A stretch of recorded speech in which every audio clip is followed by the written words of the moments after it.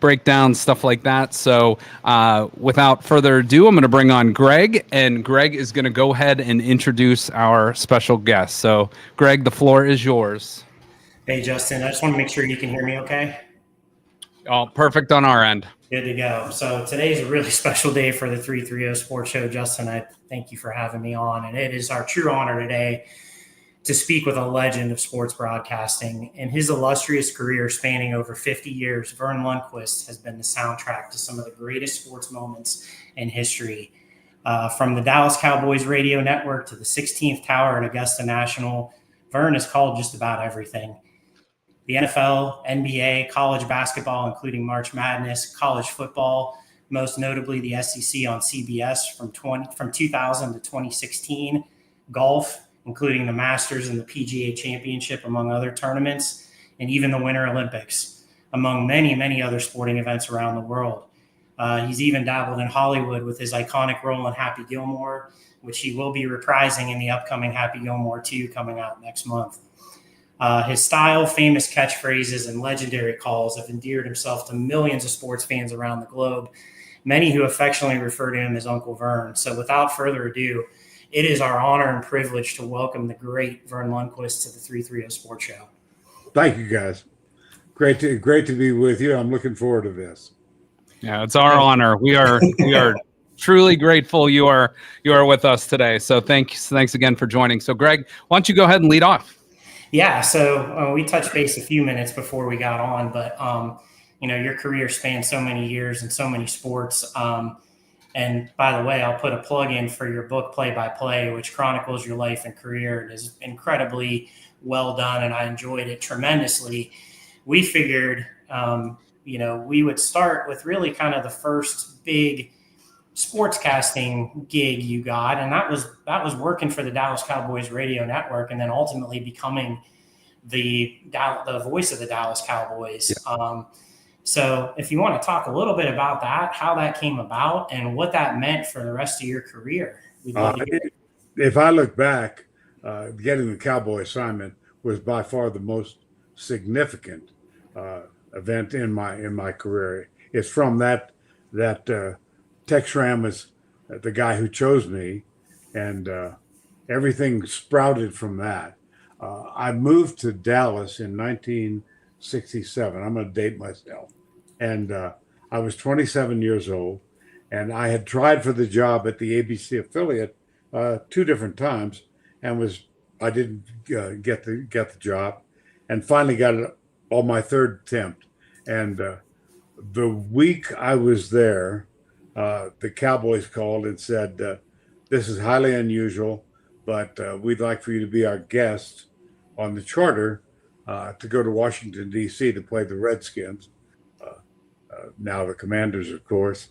And en route, Tex Schramm came up to me and said, we normally hire a local guy to do our postgame show, but you're on the charter with us.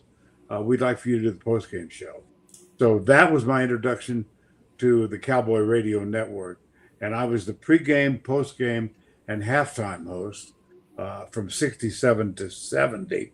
And then one of the greatest sports writers ever, the legendary late Blackie Sherrod, was the color guy, and Bill Mercer was the play-by-play guy. And Blackie decided in 1970 he'd had enough of the travel. So Tex promoted me to the, I wouldn't say analyst, I was the color guy.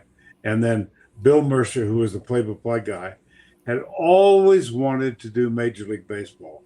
So when the Washington Senators moved to Arlington and became the Texas Rangers, Bill took that job, and Tex promoted me to play-by-play. As a side note, I had never, ever, ever done play-by-play. And I said, Tex, he said, I know that. He said, but I think you can handle it. And so my first ever play-by-play job was the Cowboys against the old college All-Stars in Chicago. And I'll guarantee I was nervous as a cat. I mean, but I got through it. But just to backtrack a moment, in my role as the pregame, postgame, halftime guy, I was at the famous Ice Bowl game in Green Bay, Wisconsin on December 31st. And I had no job until the post game once we got in the second half. And I remember the wake up call I got at the Northland Hotel. First of all, let me further backtrack. On Friday, you can't imagine how simple things were, but Vince Lombardi, agreed to meet with the Dallas media alone. That's how simple it was. Wow. And there were eight writers from 3 Dallas newspapers, 1 Fort Worth, and 2 Dallas newspapers, and they had allowed me to come along and bring a photographer. And so pre-arrangement, I had arranged with Chuck Lane, the SID, to do an interview with Coach Lombardi. And when that time came, he got up and excused himself, and I looked at Chuck and I said, Lombardi, I've got a photographer down on the field, we're set to go. And Lombardi came back in, he said, I don't do television without a coat and tie. And I said, Coach, if it'll make you feel more comfortable, here goes my coat and tie. And he said, okay, let's go. So we went down the elevator. The late Jack Murray was my photographer. He was wedding film, not videotape. And the topic of conversation for about 2 minutes was the recent installation of an electric grid under the frozen tundra so that the frozen tundra would never freeze. And that ran on a Saturday night at the ABC affiliate in Dallas. And then the wake-up call Sunday morning was, good morning, Mr. Lundquist. It's 7:30 and 13 below zero. Oh, jeez. And it got down to 20 below before the game was over. And the wind chill factor was off the charts. Anyway, from that Cowboy assignment, everything sprang. And Tex, I'm looking over, if I go back in that corner of all this memorabilia back here, there's a photograph of Tex and his both Tex and his wife have gone now, Tex and Marty Schramm, and my wife Nancy and me. But Tex, if I look back at the single most important influence in my professional career, it would be Tex Schramm. That's great. So, Verne, you had mentioned obviously your big break was with the Cowboys. Talk to us a little bit about like some of your interactions with obviously maybe some of the players, but obviously Coach Landry. I figured out I joined the Cowboys pregame, postgame in '67, and I became play-by-play guy in '72, and I left to go to CBS in '83. And over the course of that time, I probably took 150 charters. Originally with the old Braniff Airlines, now long gone, and then with American Airlines. And I got to know Tom Landry really, really well. And his routine never ever changed. Win, lose, heartbreaking loss, route one way or the other. And he would always be served first. He and his wife, Alicia, it was 727. And so they sat on the right side behind the owner, Clint Murkison, and his wife, and Tom and Alicia on the right side. He'd get served first. He would always have 1 glass of Chardonnay, never more than that. And then he would get up and go to the back of the plane and make his way. And the way the charter was divided, coaches and front office personnel sat in first class. There were 9 rows for media, and then a curtain. And behind those 9 rows, aisle and window for every player. Nobody had to sit in the middle except Dwayne Thomas, who chose to sit there. But that's a whole different story. And Tom would go back and start at the back and say something to almost every player, and then make his way back into first class, sit down, and open a Louis L'Amour novel. He was a Western writer. It was always a paperback, and that over 150 charters, I never saw that change. And I got to know Tom quite well, and I really, I don't want to say loved the guy, but I admired him so much because, the great stone face, the man in the hat. But we had one guy on my staff at the ABC affiliate in Dallas.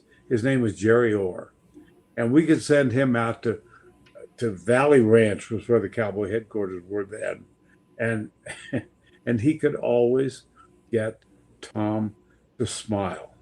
Darndest thing I've ever seen. And but Tom was very patient with all of us. He was an admirable human being, really. And Alicia, his wife just died about 3 years ago. Tom succumbed to leukemia, and he was only in his 70s. And I think the saddest day I ever saw was when Jerry Jones bought the team and fired Tom. That was heartbreaking. Incidentally, Verne, are you a Cowboys fan to this day? Kind of. Yeah. Yes, I am. Current ownership makes that a bit of a problem for me. We have that problem here in Cleveland too. Yeah, I was going to say it beats being a Browns fan. Yeah, I can only imagine. I got to tell you a story about doing a game in Cleveland. Holy cow! In the old Municipal Stadium, the visiting radio booth was up on the top of the roof. And boy, when that in November, December, when that wind started blowing in from Lake Erie, oh my gosh. And I can remember one of the more vivid scenes I remember from Cleveland was they were beaten by the Browns, the Cowboys were, and Don Meredith had a horrible day, and Landry replaced him with Craig Morton, and I was doing post-game show. So I came down, they came to get me, and I was on the sideline. And you guys are too young to remember that there was an old bench that went the length, 30 to 30. And Don Meredith was standing on that bench with a cape around him because it was really cold. And Schramm walked up and gave him a hug. And then when we got back on the charter, the Cowboys lost, Don sat in the very last row. And that old 727 had an exit ramp that came down from the back. And before the team, they closed that ramp, Don looked across the aisle at Pete Gent, a close friend, and a novelist, by the way. He wrote North Dallas 40. And he said, "Let's go." And they got off the plane and somehow caught a ride or caught a charter, I don't know which, and went to New York and hung out with Frank Gifford. And that was the last game Don Meredith ever played for the Cowboys. Interesting. Wow. So one more before we jump into another topic. I'd be remiss, I guess, if we didn't talk about, I mean, you're obviously famous for your iconic calls. You have so many. Am I correct in saying that your first one may have occurred during Super Bowl 13 as the voice of the Dallas Cowboys? Yeah. Can you talk a little bit about that? Yeah, Jackie Smith. Let me give you a backdrop of that because this was 1978, right? I think it was 79. I think so. God, the memory gets a little shaky at this age. We had just developed the ability to go live from a remote location. And Texram, along with Pete Rozelle, believe it or not, and Frank Gifford, the three of them, had purchased a marina in Key West. And a part of the deal was a yacht that the three of them got to share. So Tex had brought that thing up with his captain, and they'd parked it on Pier 66.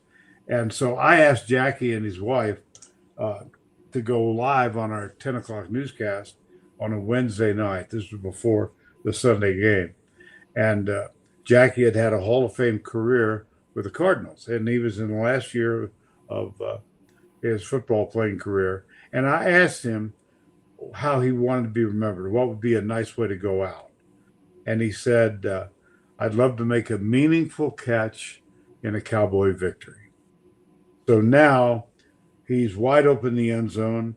Roger will tell you now, Roger Staubach, that they had practiced that play, Jackie Smith, post pattern, from the 5-yard line in, and this was called on 3rd and goal from the 11-yard line.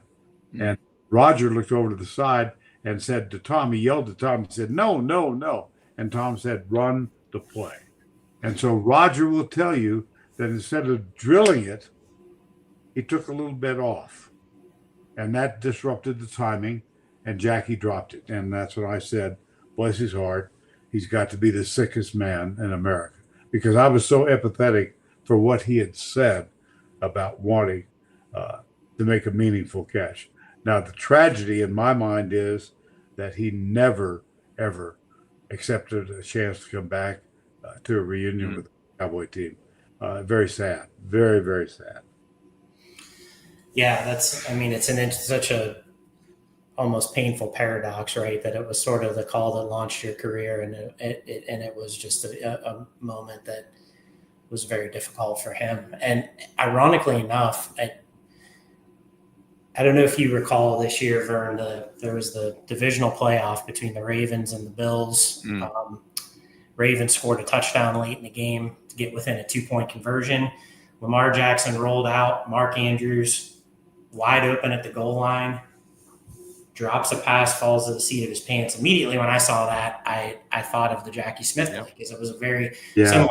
And I thought I was I thought I was so creative. And then I went to YouTube to watch your Jackie Smith call again. And there's all these comments that say, Mark Andrews brought me here. Mark Andrews brought me here. So a lot of people made that same connection immediately. And it was a very similar looking play. Yeah. So. Well, let's jump ahead a little bit. I want to go all the way to the 1992 March Madness Regional.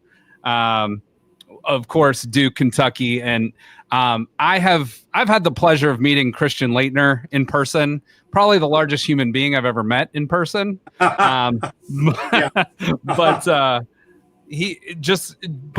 that call, that play, that game, and your call, and I believe you were on the call with Len Elmore, if I'm not mistaken.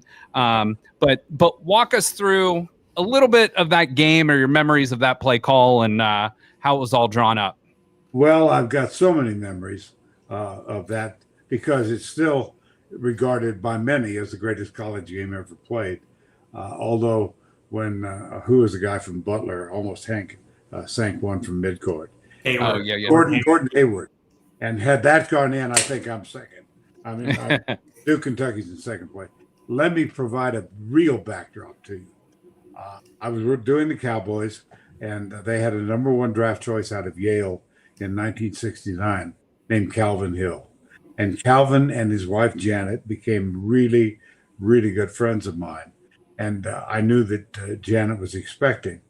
So I said to her, to Calvin rather, when she gives birth, let me know. I'd like to announce it because he was so popular in town. I'd like to announce it on our 10 o'clock news.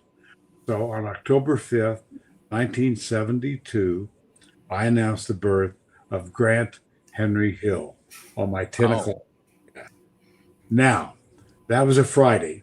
On Sunday, the Cowboys were playing the hated Pittsburgh Steelers.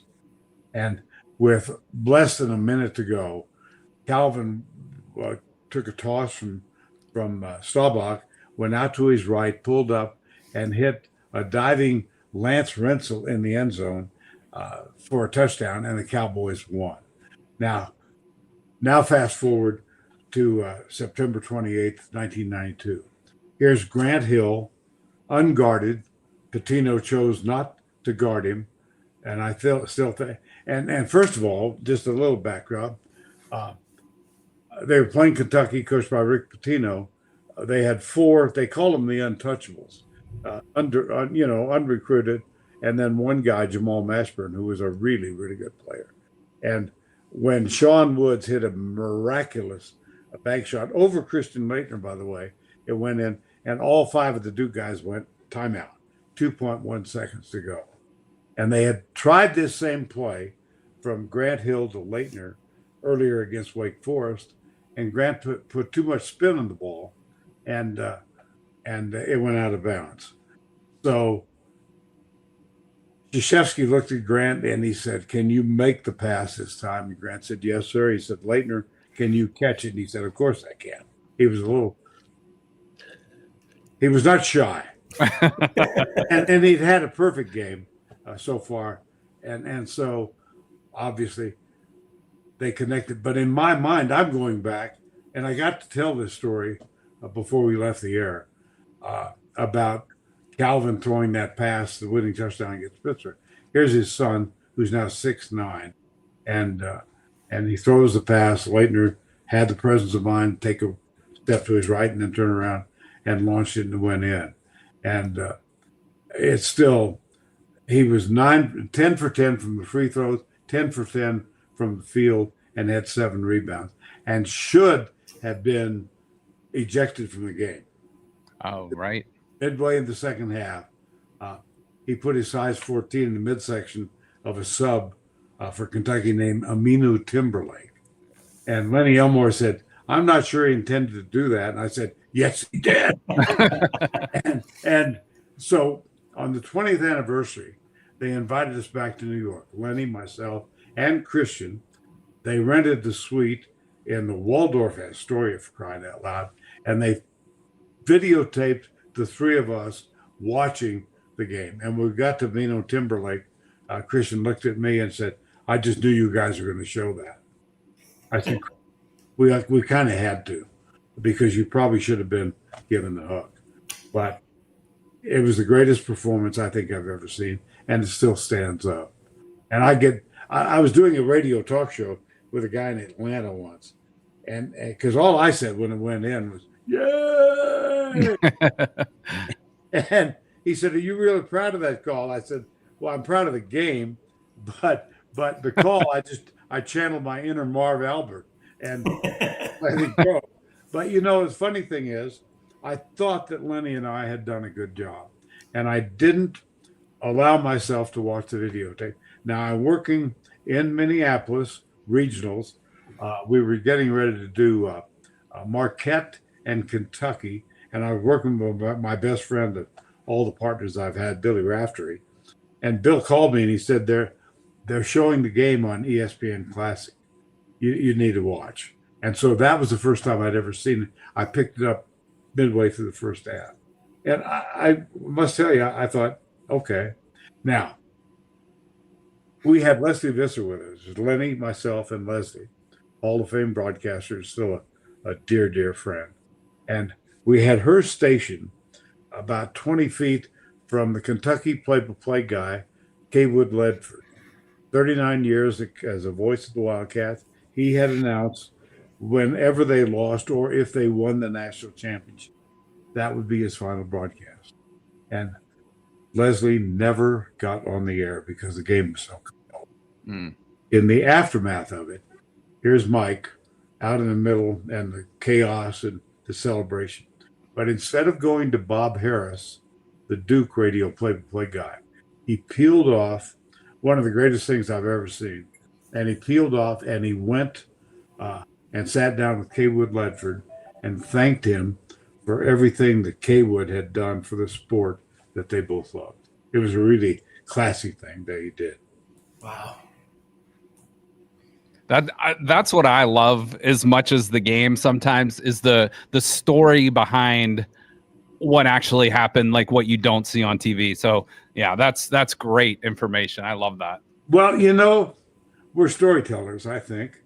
Yes, down distance, yardage, how many is he 7 for 10 from the field? All of that is very important. But essentially, you attract an audience by telling stories, sometimes negative, but about the players, about the coaches. You tell them to give them a reason to be invested in the outcome.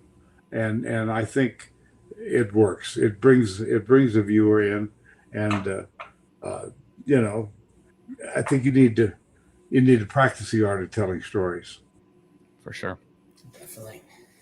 Yeah, that's a great, you mentioned Bill Raftery, and that actually we got our little play sheet here of potential topics, and Bill is one of those topics, because I know that you two do have a special relationship, and it came through in your broadcast. And in fact, we have written down here that it always felt like you guys, when you would call a game together, it would be like two buddies hanging out in the basement on the couch, drinking a beer, watching a ball game. I'm looking back over my shoulder. I've got an 8x10 of Billy and me.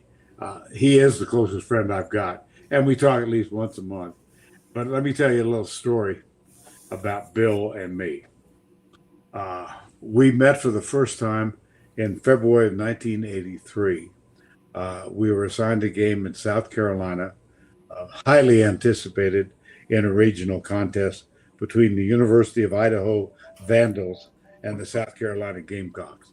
I mean, America was breathless with anticipation.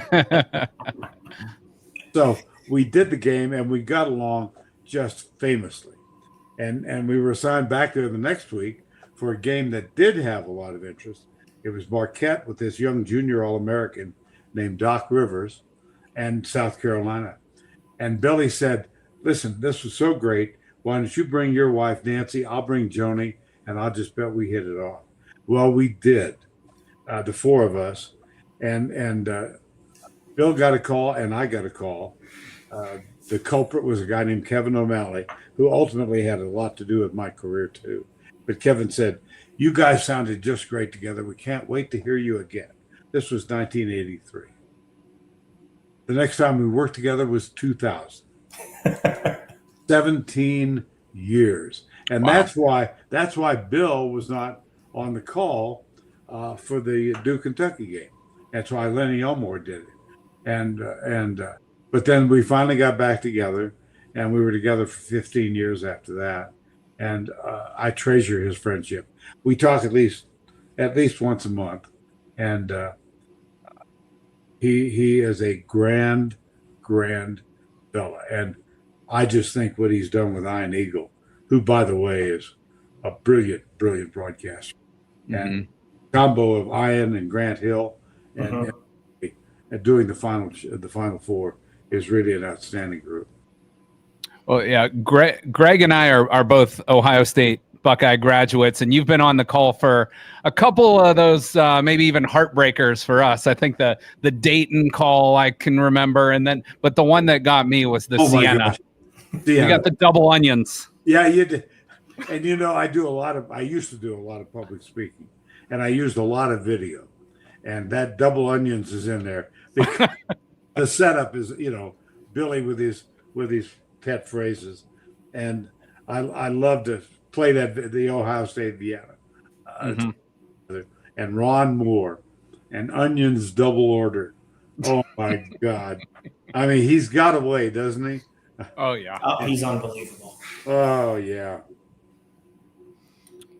Greg, I'm going to give you the next topic. Yeah, I don't know. Is it before we leave college basketball? Is there anything else? I got a couple of things down, but yeah, I think we can, in the interest of time, move on. You got any more college basketball we missed that you want to? Not really. I mean, I did a lot of. I did the NBA too, and worked with a lot of. Billy Cunningham was a great broadcast partner and friend, but when you're at it, I mean, I started. I'm going to be 85 next month, okay, and I'm upright. Yeah. Oh, yes, sir. And your memory is unbelievable. I mean, truly. I appreciate that, but you haven't seen me when I can't remember what I had for breakfast. Well, my dad says that all the time too. But the names and the details are just truly unbelievable. And it's no, gosh, I've done. Somebody figured it out. 20 different sports. You know what? I actually heard Vin Scully, of all people, say that about you. He said, I wonder if Verne can remember every one of the 20 sports he's ever called.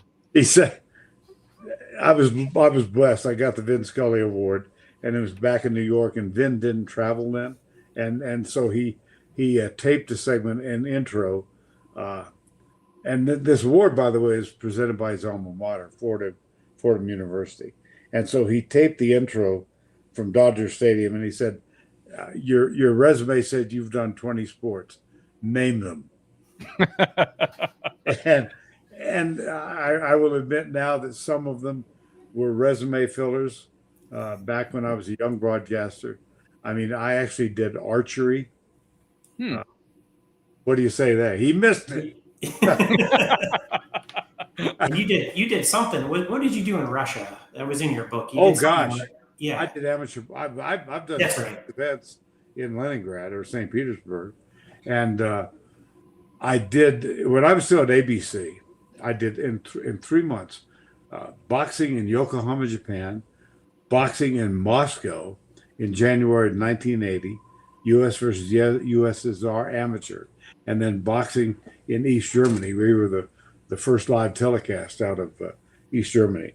Wow. But that was December, January, February. And then at the end of February, I got a call from Chuck Howard, and it's one of those, we're going to move in a different direction. So good luck to the rest of your life. And, Well, you made out okay. yeah, it all worked out. But I mean, we all get that at some point, and I got it. And I'll share a little story about Chuck. He's passed away now, but he was a dictator, and he worked for Roone Arledge, and at ABC it was survival of the fittest. I mean, it was really Darwinian. And how's this for a lineup? At one point, our college football lineup was Keith Jackson, Chris Schenkel, Al Michaels, and I was the fourth guy.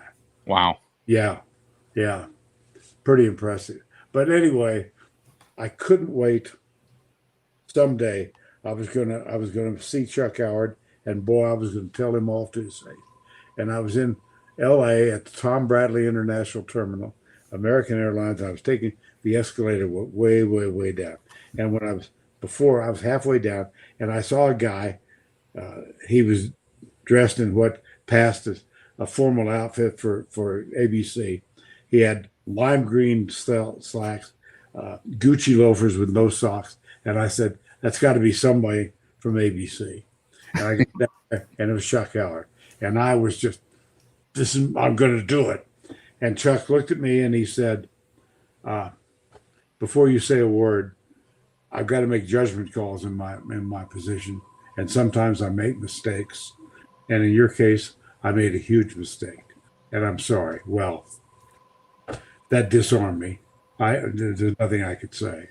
Wow. And it was very big of him, and it meant the world to me that he said that. So Fascinating. Yeah, this is great. So I guess a good segue, because we've talked about now your overseas adventures, and a lot of people may not recall that you called a few Winter Olympics, and also possibly, I would say, one of the biggest sports meets real life dramatic situations maybe in recent memory. So can you talk a little bit about your time calling the Winter Olympics? Oh gosh, yes. Now, my wife and I live in Steamboat Springs, Colorado. We are a major ski resort. We're in northwestern Colorado. We're 40 miles from the Wyoming border. And if you go north to south, it's Steamboat, Vail, Aspen, Telluride. And I learned to ski. I came here for the first time when I was 31 years old and fell in love with the place. And my ski instructor was a guy named Billy Kidd, who was the first medalist in an alpine event for the United States in '64. And I learned to ski from Billy Kidd. So when we got the call that we had been awarded the rights to the 1992 Winter Olympics, a group of us were in the Pebble Beach area at a symposium organized by John Madden, because John had the clout. We don't talk enough football. So we went out to play golf and lied in these meetings about how we prepared. We start Monday morning at 9. Anyway, I got a call and they said, "We've got the Winter Olympics and we got your assignment." And I said, "All right." I said, "You're going to do figure skating." What? And Nancy, my wife, was a voice major at the University of Texas, and she still has a beautiful voice. And she also did a lot of commercial work. And she looked at me and she said, "Get down off your high horse. You love music, you love athleticism, you love competition. This is a combination of all. You're really going to like it." So I was assigned to the Winter Olympics uh, in Albertville, France. That was our first one in '92. But to get ready for it, they had us do, and I was assigned to work with Scott Hamilton, uh, who's still a dear, dear friend of mine. Scotty lives with his wife and his two kids, Max and Aiden, his two sons, in suburban Nashville now. And but Scotty realized right away that I did not know squat his sport, and so we worked out a system. And our very first event of consequence was in Leningrad, then St. Petersburg, and it was the European Figure Skating Championships. And we did a rehearsal, and Scott said, "Oh, yeah, yeah." He said, "Hey, because you would go to the practices, and you watch them, and they give you what they call a jump sheet: skate, skate, skate, triple axel, skate, skate, skate, double total, whatever." And we'd watch this. Well, Scott knew I didn't know anything, so we worked out a system. And if something significant was going to happen, he would reach his right arm over and touch me on my right forearm, and that meant just shut. And we got through the Winter Olympics that way. And then by the time we got to Lillehammer in '94, I was a smart ass. I thought I knew something about his sport, but that was a clown show in Lillehammer. And I'll tell you my most vivid memory. We were going to Detroit as observers. That's the greatest credential you can get. I mean, you have full access and you don't have to work. You watch. And I flew into Detroit in a snowstorm. It wasn't a blizzard because planes were landing and taking off. But I got there about 6 o'clock, but I've been flying all day. And I got the rental car, was headed to the Westin Hotel, and I turned in WJR radio, and I hear this news guy say, "And here's the latest on the attack on Nancy Kerrigan." And that was the first I'd heard about what happened. That some guy had come with an iron crowbar and whacked her across her left thigh in hopes of breaking her leg and thus eliminating Tanya Harding's most consequential opponent. So when I got to the Westin, they had a buffet dinner. The the U.S. Figure Skating Association had a buffet dinner, and I talked to a member of the USFSA staff, and he said, "When we get to the bottom of this, and we will, I'll guarantee you Tanya Harding is going to be involved." Well, that was January 6th of '94, and it took her 6 weeks, and Nancy had to try out in front of judges to prove that she could compete. Meanwhile, the legal system made its way through, and Harding appealed and won the appeal, so she was placed on the team. Now, by the time we get to actually in Hamar, about 30 miles south of Lillehammer, by the time we get there, it was a clown show. And CBS was complicit in pounding up of it all. Connie Chung was then co-anchor of the CBS Evening News with Dan Rather, who was back in New York.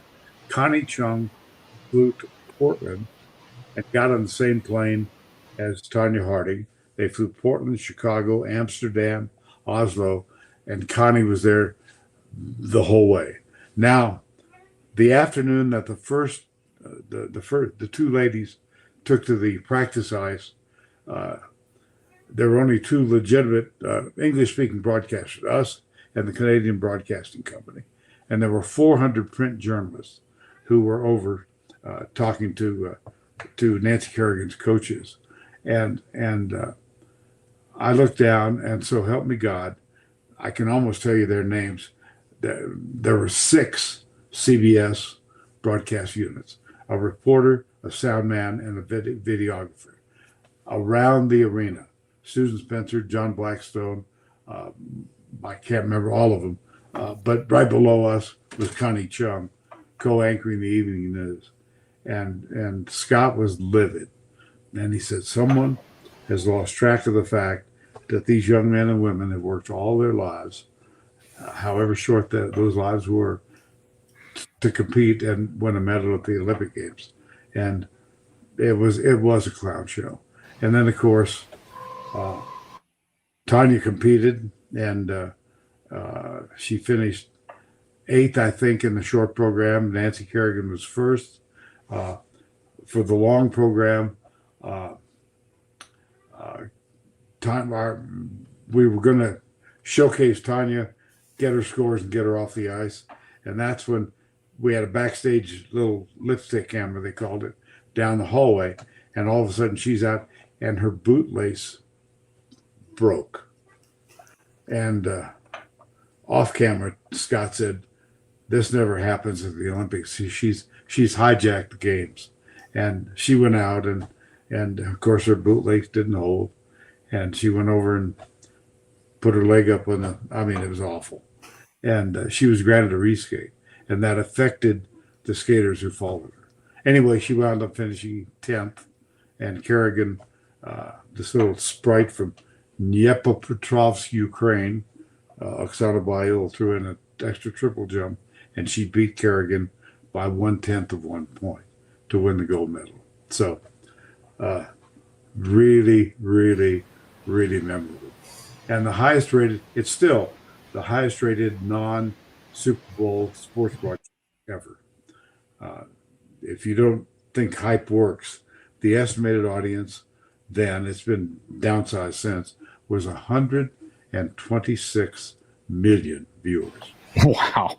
That's truly incredible. Yeah. That's actually a great trivia question for anybody. What's the highest rated Super Bowl sporting event? And I'm reasonably certain that it still exists, that it still is.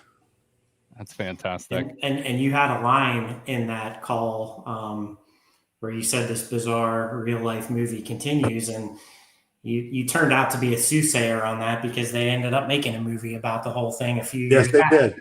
Yes, they did. Yeah. And you probably never fancied yourself being parodied on Saturday Night Live when you started your announcing career. But speaking of the clown show you speak of, carried over to you being in the cold open of Saturday Night Live as Phil Hartman parodying Verne Lundquist. So how about that? It was, I've seen that 500 times, and I still laugh. It was Phil Hartman played me with just the right degree of sanctimony. Dana Carvey just nailed Scott. And Julia Sweeney played Tracy Wilson. And the skater was Luke Beverly Hills 90210. Yeah. Jason Priest. And they shot that at a rink that they hired in somewhere on the east side of New York City. And I've seen it. I closed, when I still did a lot of public speaking, I used a lot of video, and I closed every one with that. It runs 4 minutes and 14 seconds. And I laugh every time. When he's prone on the ice and honest to God, it's and Scotty, when they showed it, Scott, we're in France, right? And before we started, Scotty said, well, I don't feel any pressure. All I'm doing is replacing Dick Button. And I said, no pressure on me. All I'm doing is replacing Jim McKay. Other than that, still a walk in the park. Pat O'Brien had a late night show, and Scotty was the guest on the late night show, and they showed that clip. And Pat came out and said, I think you're prouder of that than winning the gold medal in Sarajevo. He said, in a way I am. But it stands the test of time. And there was even another one Greg had sent me this morning with Chris Farley and Nancy Kerrigan. That's great, yeah. And that one, like you said, you could watch it 500 times and I'm still laughing. But yeah. Well, apparently they did one. I've never seen it, but apparently Will Ferrell played me in one. Jeez. From Nagano, Japan. And okay. Yeah. We'll have to Holy cow. if you're going to have a guy play you, having Phil Hartman and Will Ferrell, that's pretty good company. Yeah, yeah. Well, so sticking with the pop culture theme, we had talked about this before you came on air, but that's a perfect segue to a movie you are reprising your role in, where you play yourself, Happy Gilmore 2. One of the top 5 funniest movies of all time. So you want to talk a little bit about your role in Happy Gilmore? Yeah, I sure will. We filmed the original in Vancouver, British Columbia, and just a backstory. My agent was a guy named Bob Rosen, and he passed away back in February. But I had Bob, and all the CBS golf announcers used Bob, Pat Summerall, Ben Wright. I mean, on and on and on. And so I got a call from Rosen. He said they're doing this movie in Vancouver. It's a spoof on golf. I'm not sure if you're interested, but I told him you'd come up there. So I went up, and when I saw the original script, they had tried to white out Pat Summerall's name, but he was the original guy, and he said no. So I got the part. Now, at the morning of the shoot, it was 7 a.m., and we're all gathered around, and the director was a fellow named Dennis Dugan, and Dennis played the commissioner of the PGA Tour, and he's in the sequel, but he's not playing a commissioner. Anyway, this good-looking guy named Jack Jarputo was standing there, and he was Adam Sandler's roommate at New York University Film School. So Dennis looked at Jack, and he said, "Go back to hair and makeup, get a blue sport coat, and I want you to sit next to Verne in every scene, but you cannot say a word because you're not a member of the Screen Actors Guild." So Jack sat there. He's a really good-looking guy, and he's the one to whom I said, "Who the hell is Happy Gilmore?" And he laughed, and that's the punchline. I mean, anyway, Jack is now executive producer of all of Adam Sandler's movies, and so we did the video, the film, my part of it, in New Jersey back in November. So I know bits and pieces, and I do know that every golfer you've ever heard of, with the exception of Tiger Woods, is in the movie. And Tiger said no. But Jack Nicklaus is in it. Nick Faldo is in it. Freddie Couples is in it. Lee Trevino is back in it. And every current golfer in the world, Rory, McIlroy, Scotty Scheffler, on and on. And then I guess I'm okay. There's this country artist who used to be a hip hop artist, and I didn't know. I'm so out of touch with culture these days, but his name is Post Malone, and he is the whole second half of the show is this ridiculously funny send up of Live Golf. Oh wow! And it is a riot. So the premiere, it goes right to Netflix, and it's out on July 25th. Ironically enough, Nancy, my wife, and I are very involved in Steamboat Springs Summer Music Festival, and we had a fun dinner for donors 2 nights ago, and so this movie came up, and I've got a picture of Post Malone, myself, Adam Sandler, and Jack Jarputo, and the outfits that we wear are off the charts ridiculous. and anyway, they are going to have the movie, and it's going right to Netflix. So we were at this event 2 nights ago, and we've got this beautiful music pavilion here, seats 500, and it's acoustically just a brilliant place. And we were talking about the sequel, Happy Gilmore 2, and the chairman of board of our music festival said, "Well, we should have a viewing party." So we can't charge admission, but by invitation, we're going to have people and lower large screens, and about 125 of us are going to watch Happy Gilmore 2 on Netflix on July 25th.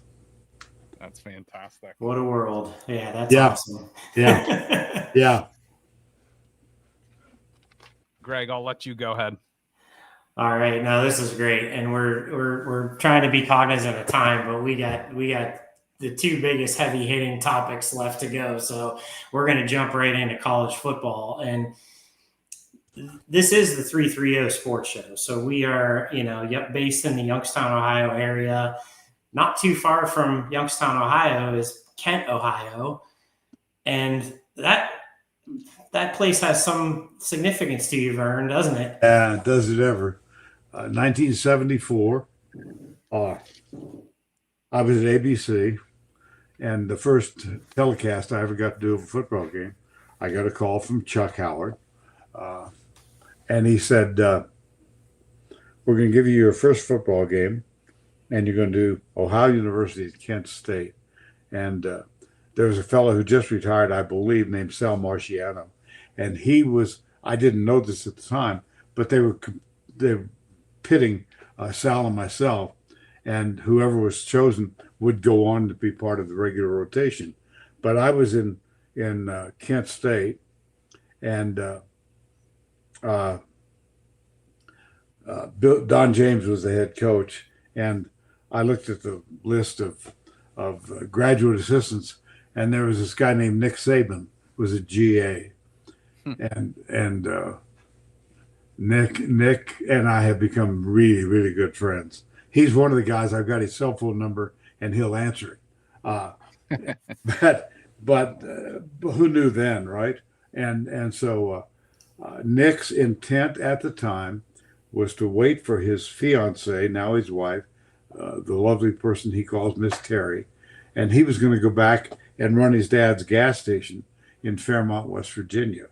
But he was a GA coaching defensive backs, and he kind of got the bug during that year, and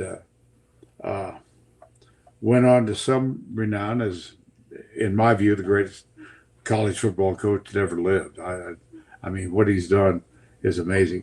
And when I got to know him so well, because we did so many Alabama games, I saw the side of Nick that he now lets come forward on game day. He was so rough with the media when he was the head coach, but he used to do a show on Thursday nights, and I was a guest on the show a couple of times, and he'd go to the audience during commercial breaks and sign autographs and take pictures, and then he'd come back and he was very affable on that show, and but he doesn't suffer fools. And sometimes the local media, in his view, were fools. And I said, Nick, why? Come on. And his assistant AD then, a guy named Jeff Purinton, said, well, he does that because they deserve it. I said, but now he's the guy that I know on game day. Yeah, he's so great. Knowledgeable and so easy, and he's got a real sense of humor. So anyway, Nick and I have had, I've really met him for the first time when he was on Belichick's staff as a defensive coordinator with the Cleveland Browns. And we got talking on the sidelines, and little did I know then, Toledo, Michigan State, LSU. And then, of course, I met him at LSU. And but we really got to know him well during all these years at Alabama. And in my view, he is the greatest coach ever. And but I love watching him on game day now because that's the guy that I recognized. Yeah, and it's hard to argue with the championships, and the numbers kind of speak for themselves. I can't really argue with that. So that's a great segue into, I believe am I paraphrasing this right, that you said maybe your most rewarding assignment in your career, calling the SEC on CBS from 2000 to 2016. And I didn't want to do it. I did not want to do it. I mean, I was number 2 in the NFL, and life is good if you're the number 2 guy in the NFL. It's really, really good. You got nonstop flights. You stay in really nice hotels, and all of a sudden, I began hearing rumors. This was in '99, that Dick Enberg was unhappy at NBC. And he thought they were paying too much attention to this young whippersnapper named Bob Costas, who's the brightest guy I've ever met, by the way, and has become a good friend over the years. And Dick and I became really good friends. But I called Sean McManus and I said, I keep hearing these rumors about Enberg being unhappy. And the guy who tipped me off was Pat Hayden, who was a former partner of mine and was doing Notre Dame games with Dick for NBC. And Pat said, he really doesn't like it over here. And so I called Sean McManus. And for those of you who might not know, Sean's father was Jim McKay. Oh, wow. I didn't know. Sean was adopted, and Jim McKay's real name was Jim McManus. And anyway, that's a long story. He was in Baltimore. He got an offer to go to New York, and there was a game show called The Real McKay, and they asked him to host it. So he changed his name from McManus to McKay. That's a sidebar. So Sean called, and we're still really good friends. He was my boss, yes, but I'd known him forever, and we had a wonderful relationship, still do. And he said, I called him, and I said, I've got a heads up about Dick Enberg. Now, there's no way that would affect me, is there? And he said, no. Dick's a high-ticket guy. He said, I don't think we can afford to hire him. And then he said, in the unlikely event that we were to pursue and hire Dick Enberg, how would you feel about making the move to college football? So I said the appropriate things, and Nancy and I were in the kitchen right up here. And I hung up and I looked at Nance and I said, honey, pack our bags for Tuscaloosa. I knew it was a done deal. And my first game ever was Florida, Tennessee in September of 2000. Our sideline reporter was Jill Arrington. My partner was Todd Blackledge.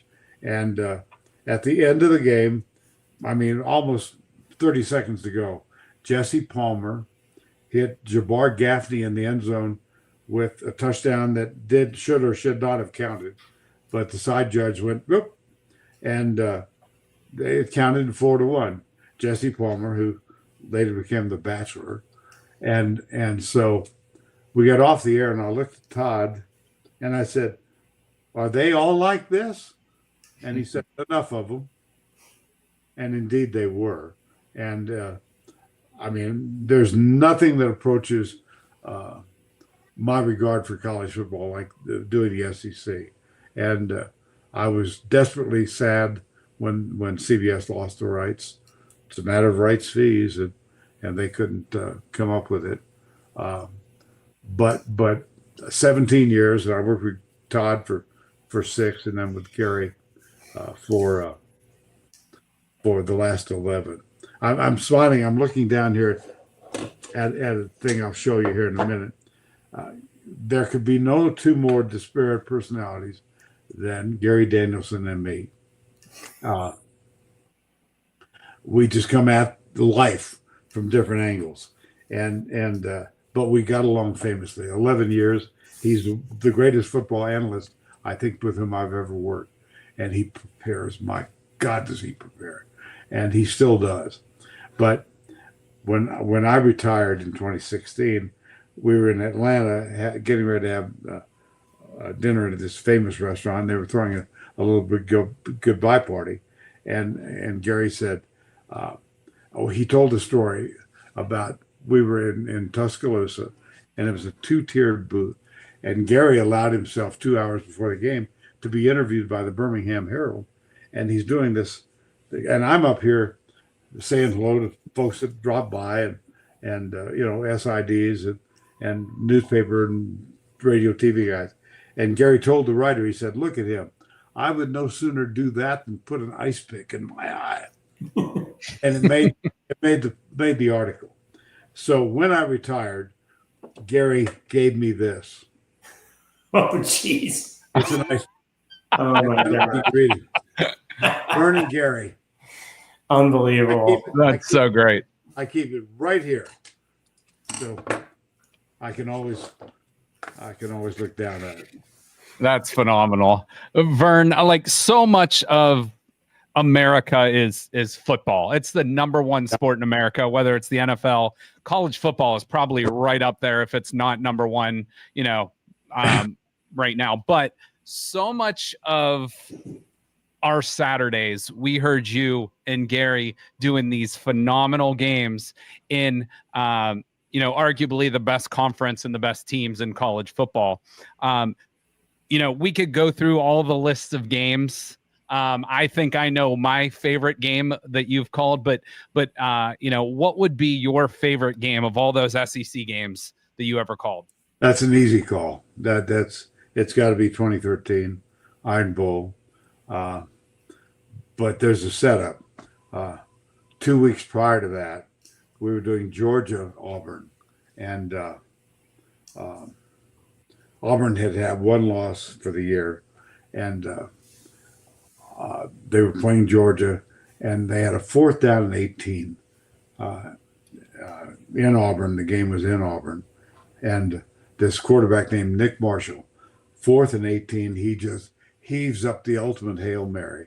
And there were 2 defensive backs for Georgia back. It's 4th and 18, knocked the ball down. Mm-hmm. They both went for the interception.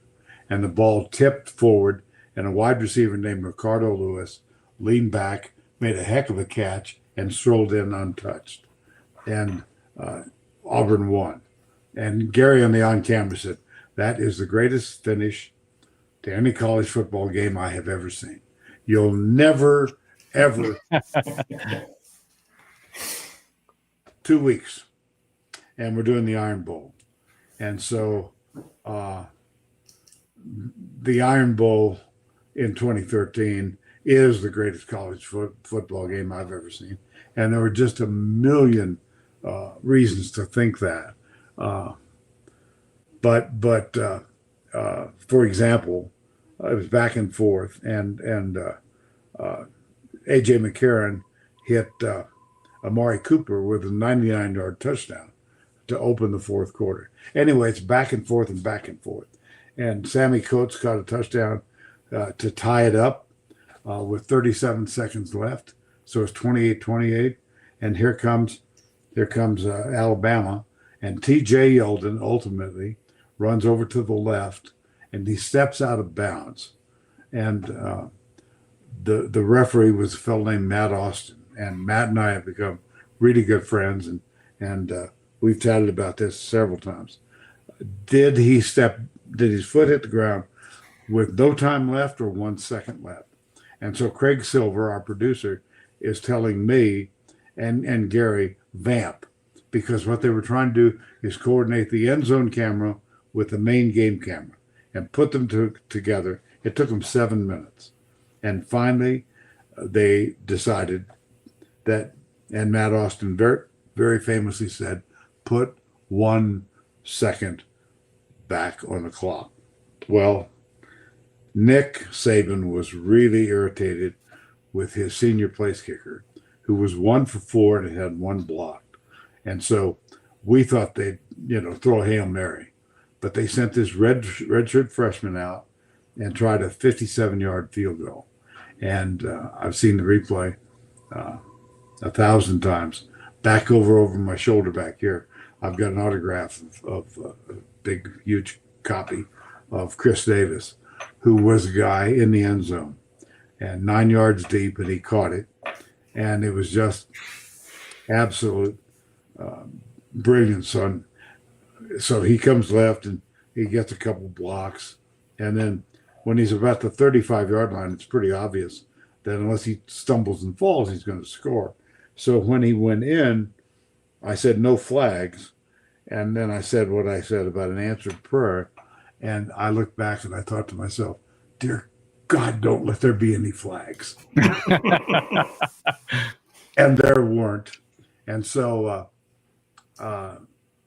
we let the crowd, just thunderous crowd noise and people spilling on the field. And then I said, it might be worth another look. And so when you watch it again, there's a segment where Gary and I just shut up, and our director is Steve Milton. He still does all of our college football game, and so does Craig Silver. They're still together in the truck. And Steve, for a minute and 21 seconds, just conducted a symphony: a wide shot, tight shot, medium shot, crowd shot, reaction shot. And I've seen it like it's like, kind of like the Saturday Night Live thing. I replay it in all the speeches I do, and I just marvel at Steve's ability. Tracy Wolfson was our sideline reporter, and she almost got cold cocked in the mob coming over. And the SID at Auburn at the time was a guy named Kirk Sampson, and he saw this thing kind of, and he pushed it. There was a platform of some sort, pushed it away from Tracy's head. But it's still the greatest college football game I have ever seen. Still, and the replay. Gary says, because they had their field goal protection team, Alabama did, on the field, and so, and when Chris Davis went in the end zone, Gary said, "Well, no wonder they couldn't catch him. They had nothing but fat guys." I admittedly just watched that video again yesterday. It's unbelievable. And you talk about the visual symphony after the touchdown, but we haven't nerded out too much on broadcasting tactics and things like that. But I was always amazed with your ability, especially on that call and a lot of your other calls, but in this call specifically, to maintain control and tempo in your call. Your call was like an audio symphony. Your call was like on beat, Chris Davis, no flags, touchdown Auburn, and answer. It was very like you could put a metronome to it. Whereas, everybody has their own style. There's a Gus Johnson version of that call that I don't know what it would have sounded like. And but how did you, is that something? Can you tell I'm not a fan?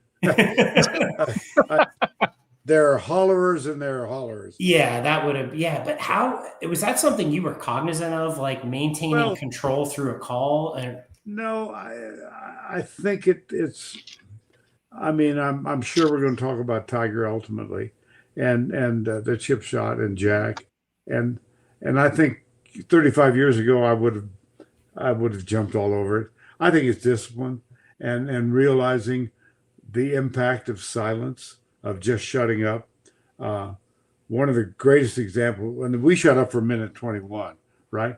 When Rory won the Masters, Jim Nantz and Trevor Immelman exercised more discipline than I have ever seen in my life. They didn't say a word for almost 6.5 minutes.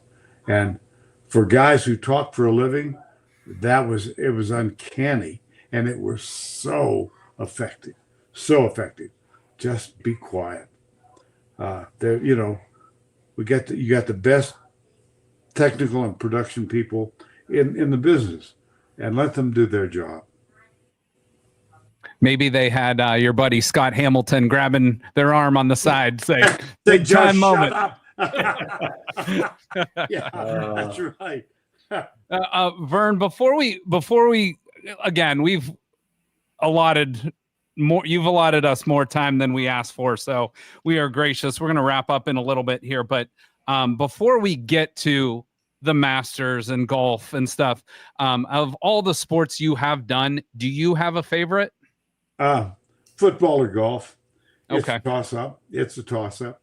I think I felt more comfortable doing football because I'd grown up with the sport. I was a failed athlete, but I knew that early on, but I learned I could write about it and talk about it, and so I grew up around football. I'm gonna date myself here, but I had two heroes when I was a young man. One was a Doak Walker, who lived here in Steamboat Springs, and the other was Darrell Royal. And my first job ever came when I was 23 years old in Austin, my hometown, and Coach Royal was the head coach. And here I'm a whippersnapper, and I got to know Coach Royal and his late wife Edith, and and I loved the man. And we became really. I actually got to work for him one year at ABC in 1980 after he'd retired. But he was one of the greatest men I've ever known, and so Doak was one. And by the way, the owner of the television station for whom I was hired, by whom I was hired, was President Johnson. It was really his wife, Lady Bird, who had the money. But I worked for LBJ for 3 years and got to know him superficially. But I was lucky enough to meet the man and his wonderful, wonderful wife. And I knew both daughters, Linda, and I knew both daughters.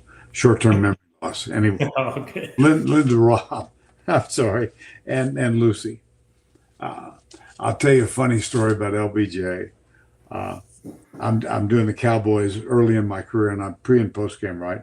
And they're playing the 49ers and at Texas Stadium for the right to go to the Super Bowl.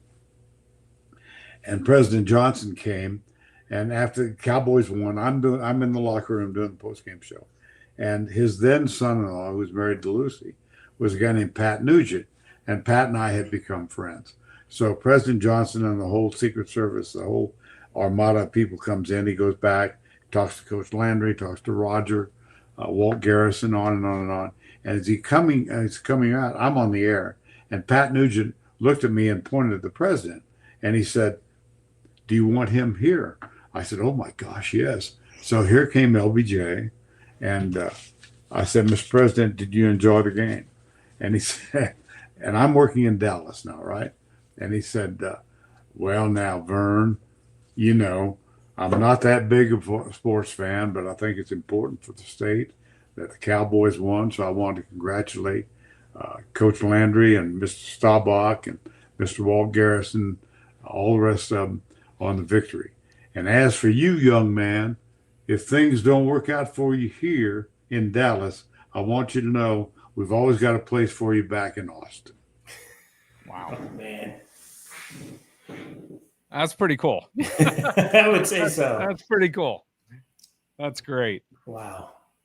Greg, you are. I'm gonna let you start off the golf because Greg is by far the better golfer and the more in tune with golf than I am. So I'm gonna let you lead that one off. Yeah, I mean, there is a reason why we put this. We wanted to close with golf, so it's your time at CBS with golf, and it just. I almost just want to just let you cook here, but I know we'll probably start with just how you got started, but jump right into 1986, which really needs no introduction. Well, in what year was it? 82. I had made the switch to CBS, and things had gone reasonably well. And I got a call December 1st of 1982 from New York, and the director of personnel was a lady named Susan Arani, and she said, our executive producer of golf, Frank Chirkinian, likes your work on football. He wants to know if you've ever done golf.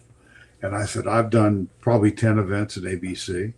And she said, good, he's going to call you. So Frank called me the next day, and we called him the Ayatollah, partly out of respect, but mostly out of fear. He's the single most profane human being I have ever met in my life. And he said, Lundquist, he said, here are your assignments. I like your work. But we're going to put you on Pebble Beach. You're going to work Jack's tournament in Dublin, Ohio. You're going to work Colonial. You're going to work the Byron Nelson. And you're going to work Augusta. Well, knock me over. And he said, but I don't want you going into a high-profile event like Pebble Beach without being introduced to our crew. So I want you to come to Phoenix and do the Phoenix Open because we're on opposite the Super Bowl. And so you'll get to work with our guys and nobody will ever watch it. So Nance and I flew out to Phoenix. And I just felt like if I can do this, this would be a really significant event in my professional career. And so Frank called me in the office. He said, "This is a Wednesday, and we didn't do we didn't do cable in those days." And so I walked in a cabin, temporary office thing, and I said, "I'm here to see Mr. Cherkinian." And the secretary said, "He's back there, just knocking on the door." So I knocked on the door. He said, "Come in." I said, "Frank, I'm Verne Lundquist." He said, "I know who the F you are. Who do you think effing hired you, for God's sake?" I said, "Oh, okay. Sit down. We got 3 rules. You follow the rules, you're going to get along with us great. Number 1, no names. I don't want you ever to say, 'I'm Verne Lundquist at the 16th hole.' When it's appropriate at the beginning of the program, Pat Summerall will introduce you. Then never again. No names." I said, "Okay. Don't ever talk over a shot. Whatever brilliant addition to this editorial content you've got of this telecast, you make sure you put a period and a paragraph to it before the golfer takes the club back. And don't you ever call a shot in the air. Wait until it lands. More careers have been ruined by guessing wrong. Okay? Don't take your name. Don't talk over a shot. Shut up till it lands." And he said, "Third and most important, never state the obvious. If a guy makes a 2-foot putt, you damn well better not say, 'He made it.'" We got 65 people out here who can document that. Tell me something I can't see. So, okay, I've got the list memorized, and we come on the air on Saturday, and Rex Caldwell, a guy from Idaho, is on the 16th hole. Here's Caldwell. He's 2 back from 3 to play Saturday afternoon, and he's got a 7-iron. He hits it. I shut up. Comes down. He's 20 feet above the hole. Hole location is front right. If he can birdie the hole, he'll be only 1 back with 2 to play here on Saturday. We go away. We come back. Caldwell lags a putt up. I said, "Well, he's got 2.5 feet left for par, and if he can make that, he'll be only 2 back with 2 to play here on Saturday." We go away. We come back. Here's Caldwell for par. He never touched the hole. I said, "He missed it." Cherkinian pushed down the all key so everybody can hear him.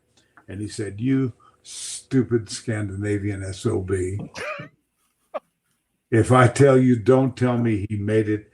Can you not deduce on your own to never tell me he missed it?" I never did it again. Unbelievable. Never did it again. And that's still they still adhere to the don't talk over a shot, right? Yeah. I mean, just shut up, lay out. Yeah. So 86, which, by the way, you can actually watch on YouTube the full entire 3-hour long telecast. I may have done that. I didn't do it recently, but I may have done it over time a few months ago. And wow. It's truly unbelievable on so many levels. So yeah. I'm just real quick, I know you got plenty to talk about on that, but first of all, the lineup of announcers is, I mean, a who's who of all-time famous announcers. You had Musburger and Butler Cabin. You had Pat Summerall on 18. You had yourself on 17. You had a young kid named Jim Nance on 16. Ben Wright on 15. Let's see. McCord on 14. Ken Venturi on 13. Yep. And then I'm going to miss the rest of them, but it was unbelievable. And when they went through, Bob Murphy was on 10. That's right. Yeah. And when they went through and announced all those, it was unbelievable. Well, it really was. And again, there's so many side stories to that day. But most importantly, I'll tell you the whole story. What the heck? We got nothing but time, right?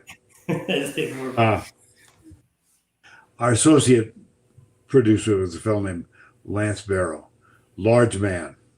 His nickname was Buddha. And so he sits on the second row of the truck. Frank Jerkinian, the Ayatollah, is on the front row. And Frank was producing and directing at that time. So Jack plays a very mundane. He started 4 shots back. He's still 4. He plays through the 8th.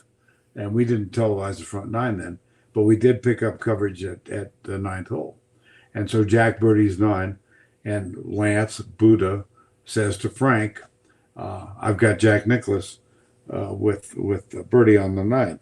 And Frank stood up, turned around, and glared at him. He said, Buddha, we're storytellers here, and Jack Nicklaus is not a part of this story. Now leave me alone. So turns around, Jack birdies 10. Buddha says, Frank, we got Jack with a birdie on 10. Frank just stood up and glared at him. He birdies 11. Frank, Jack just had his 3rd birdie in a row. All right. So we went back and played all 3 in succession. Well, I guarantee you, we didn't miss a step that Jack took on Augusta on the second 9 after that. Yeah, because I mean, in watching that too, when they were doing the intros and talking about everything and who's in contention, they probably mentioned 10, 12 golfers. And I can attest to that. Jack was never mentioned once. No. He wasn't even on the first 3 pages of the leaderboard when you guys went on the air, which is truly, crazy. There's kind of a backstory. A writer named Tom McAllister wrote for the Atlanta Journal-Constitution. And he wrote a column on Tuesday. And he listed the golfers. And in the lower quadrant of guys who could potentially win was Jack. And he was staying, Jack and Barbara were staying with a friend of theirs, and Jack Grout, he was one of his teachers. And he put that column on the refrigerator drawer. So Jack saw that every morning when he went to the golf course.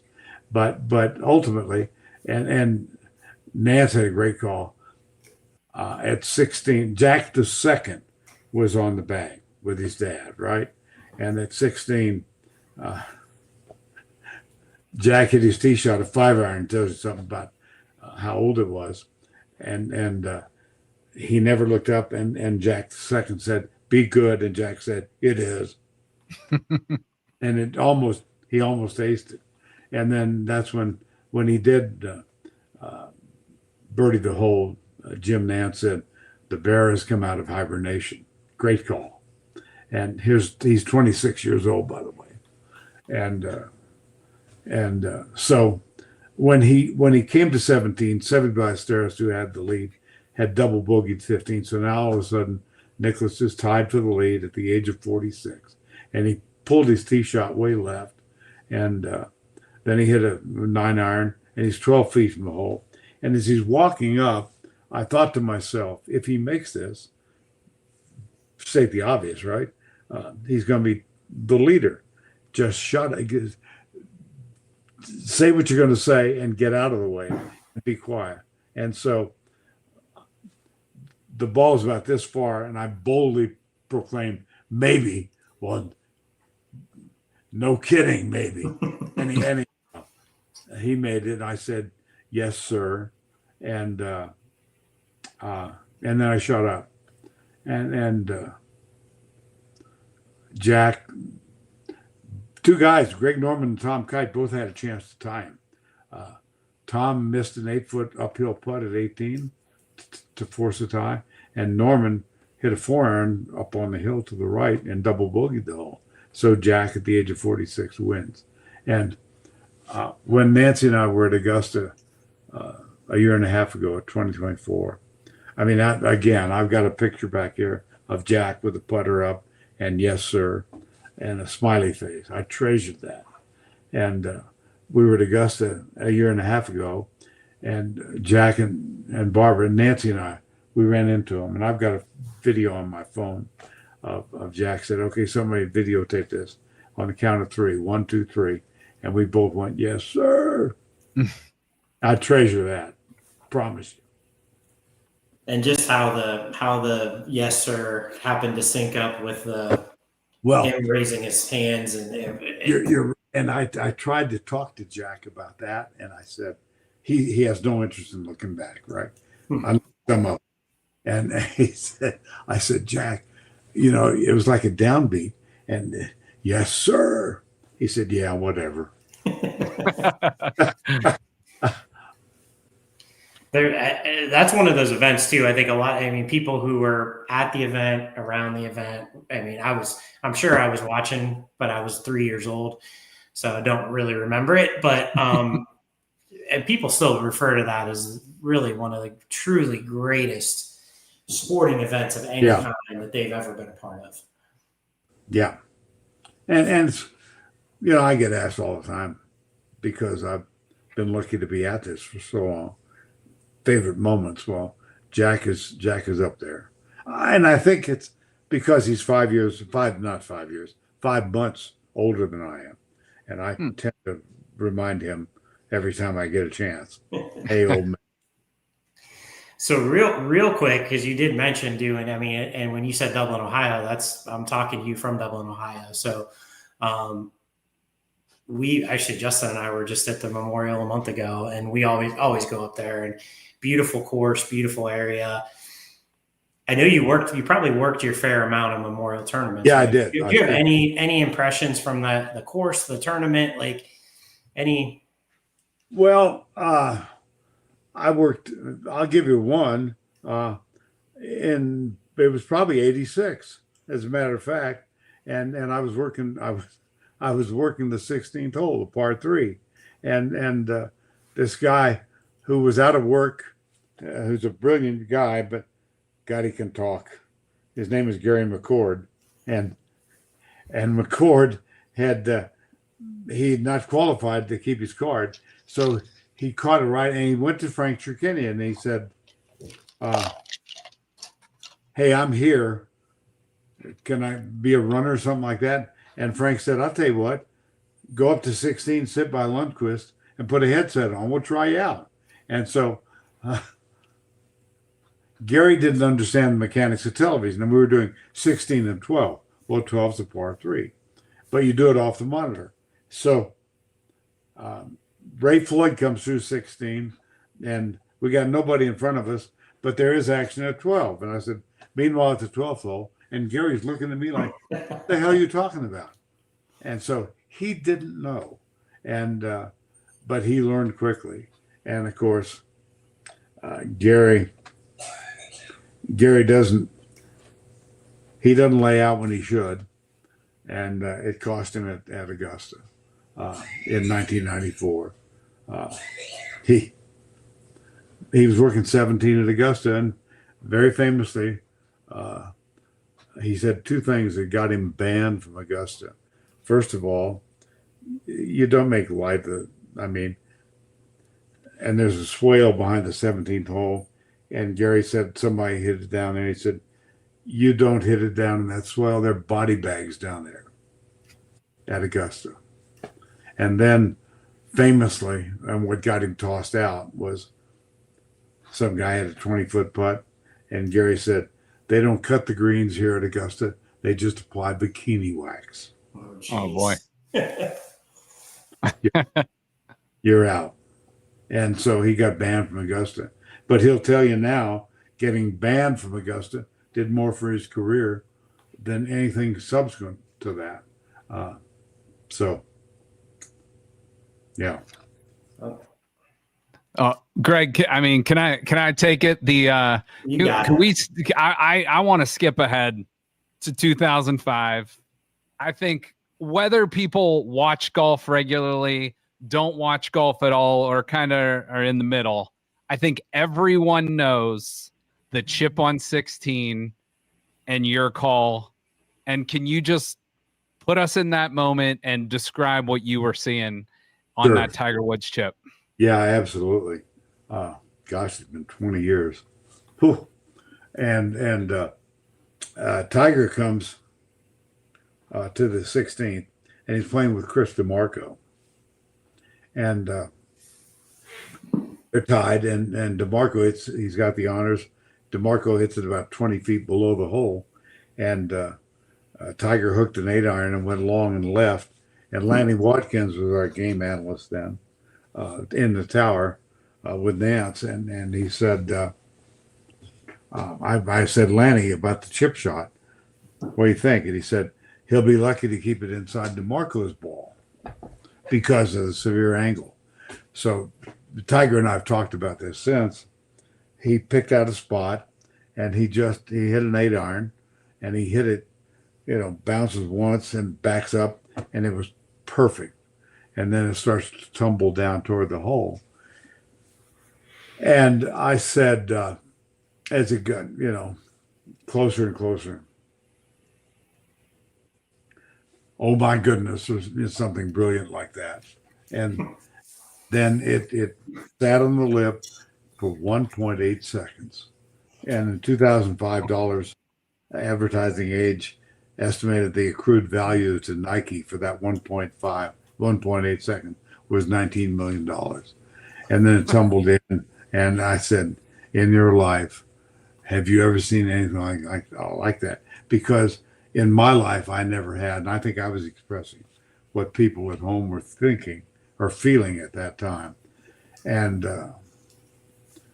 Tiger, he and I, in 2024, I had three goals I wanted to accomplish because I knew it was going to be my last. I wanted to meet Scotty Scheffler. I'd never done that. I did that on Tuesday night. I wanted to see Jack. I did that with Jack and Barbara. And I wanted to thank Tiger. And so when he made the cut, I went to his agent, Mark Steinberg, and I said, I really want to thank him. He said, when he plays 15, get down. And I was no longer in the big tower behind because I've had 2 really serious back surgeries. And so for 4 years prior to that, I'd done 16 and 6 from the content center. We used to call it the compound, but now it's a content center. And but I was determined to get back and do it on the course. And so there are 20 steps up behind the 16th, but on the flanker tower, there are only 6. And so on Saturday and Sunday, I was able to be back on the golf course.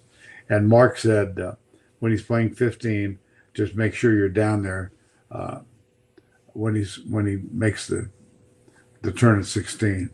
And so he was way out of contention, and we weren't televising him at all. So I was waiting down below, and someone captured the moment. I said, Tiger, and he came over and we shook hands, and I said, thank you for what you meant to me professionally, but also personally. And he said, you're more than welcome. He went up to 16, and there are 2 versions of that handshake. One was behind us and it shows the handshake, but somebody else in the more prominent one is across, and it looks like he's shaking hands with a tree. Well, he went on the Jimmy Fallon show. He's got a new line of clothing, and on Monday night, Fallon didn't want to talk about the handshake. He just wanted, who the hell was behind that tree? and so, but I did get a chance. I accomplished all 3. I got to meet Tiger. I thanked Tiger. Got to see Jack, and I got to meet Scotty. So I could check off the list. And you became what we like to call an internet meme. Yeah. So yeah. On the one quick question, I've always wanted to ask you this on the in your life call, or you're such a modest man, so this is going to probably make you a little uncomfortable because I know you don't like to praise yourself. But did you on that call especially, but I guess any call, did you ever make a call and just even to yourself after you did it, be like, man, I nailed that?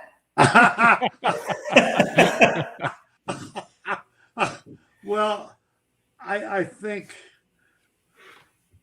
of any call I made, that would come as close as any. Yeah, because what I was expressing was what I thought people at home were thinking. In my life, I've never seen anything like that. And I never had. And I was reacting as a person in their living room. In my life, I've never seen anything like that. And it was the perfect shot. And I think what I had to say accentuated it. So, yeah, I'm, modestly, he said, blushing. No, but I'm very proud of that one. I really am, but I'm equally as proud of Jack. I mean, and whoever does this sort of thing has ranked the calls at Augusta, and I get number one, number two on a lot of those things. Well, pardono me, uh, there were. I mean, think about this. It was Jack Nicklaus and Tiger Woods. It wasn't Colin. It wasn't Chris DeMarco. Yeah. And then in '05, remember, Tiger bogeyed 17, bogeyed 18, and had to win it in a playoff. And had he not won, I think it would still be a pretty good call, but we wouldn't think of it in the same context. That's very true.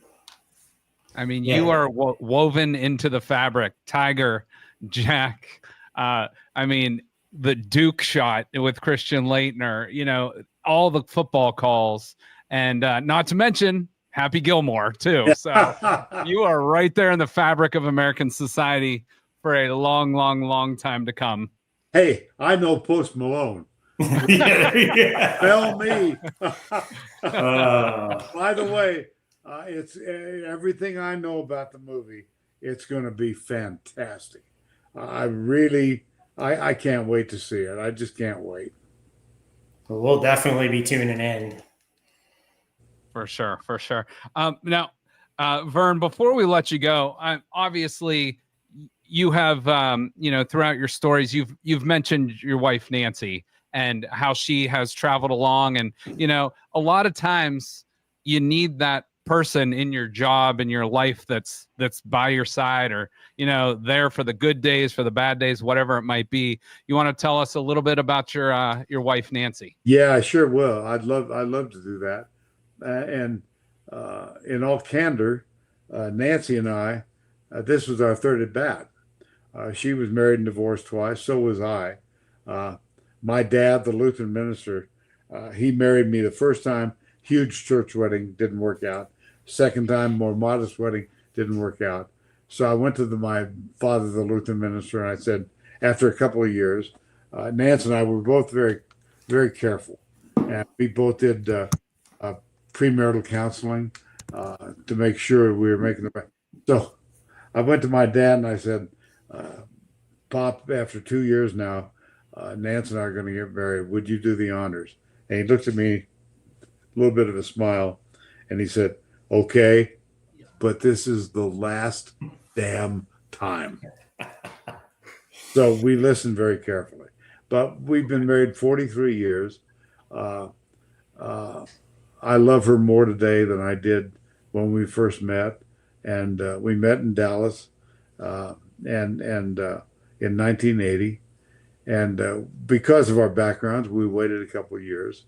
And so we finished.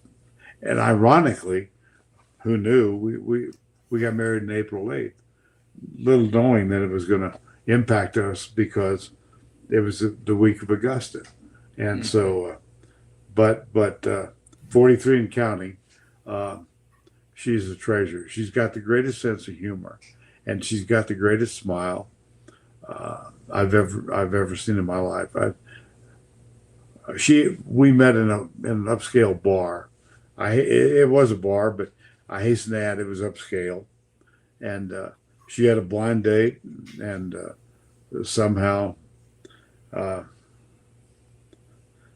bless him, he had to go to the bathroom, and he was talking about he said, I know you're recently divorced. I don't want you hanging around singles bars. So on Thursday night, can you get off between the 6 and 10? We'll take you out to a nice restaurant in Dallas. He looks at Nancy, he said, what are you doing Thursday? She said, nothing. And so we arranged that. And so finally this guy, who was the Coors beer distributor in Dallas-Fort Worth, he had to go to the bathroom. And I said, would you like to dance? We're on the dance floor. And I said, how long have you and Raymond been together? She said, first date, blind date. I said, well, then forget what he's talking about Thursday. What are you doing on Saturday night? And shameless hussy that she is, she said, I think I'm doing whatever you're doing. And the rest is history. Yeah. That's great. Amazing. That's great. Yeah, go ahead. Go ahead, Justin. No, I just I'm sure Greg's got a couple more questions, but I do want to wrap up in a minute to be respectful of your time. But just for anyone that wants to eventually maybe not be the next Verne Lundquist, but be their own version of them, or wants to get into sports broadcasting, or just get into journalism in general, what sort of advice would you give someone that wants to break into your career field? Never turn anything down. First of all, and you're not going to start out as a Sports Center anchor. Okay, you're going to start in Wichita, but not Wichita Falls, and and learn. But first of all, learn the rules and learn the jargon of whatever sport you're doing, and then learn to shut up. But one of my mentors, tragically, he only lived till he's 51 years of age, was Frank Lieber. And Frank taught me that. Learn the rules, learn the jargon, and then be open to anything. If they say do figure skating, do figure skating. If they say do archery, do archery. If they want you to do weightlifting, learn the rules, learn the jargon, and then be open to doing it. And I was lucky enough to get a chance to broaden my horizons. Ironically, the figure skating event, I mean, it became so significant, not just because of Nancy and Tanya, but Scott and I, we did 3. Albertville, France, Lillehammer, and Nagano, Japan. And we became lifelong friends. I call him Chihuahua. Scott is 5'3", and he had an illness when he was a young boy. His mother and dad, he was adopted by 2 professors at Bowling Green University. And he lost his mom fairly early on, and he lost his dad an hour before we did the final in Lillehammer with Nancy. Yeah. And he said, let me go. But he knew his dad was ill. And Scott, well, maybe an hour and a half before, he said, let me just go walk and come back and I'll be fine. And I videotape everything. And I was videotaping Scott in what turned out to be his final conversation with Ernie, his dad. And Scott is just one of the most decent. I've seen him skate in Madison Square Garden, and I've seen he's so charismatic that with 18,000 people in the stand, he's got this charisma that can reach up and grab somebody in the top row. And he's a brilliant. He's a brilliant guy, and I call him Chihuahua, and he called me Yen K. Paul, dog who talks. You know where I got that? I was working with Don Drysdale, and Don was doing the Rangers, and we were spring training in Pompano Beach, and Don said, Lundquist, keep this in mind. At the end of the day, we ain't nothing but talking dogs. Chien que parle, and which means you're beholden to people above you who will make decisions about your career, and they're subjective. You can't go in and say, I sold so many cars, or I sold so many policies.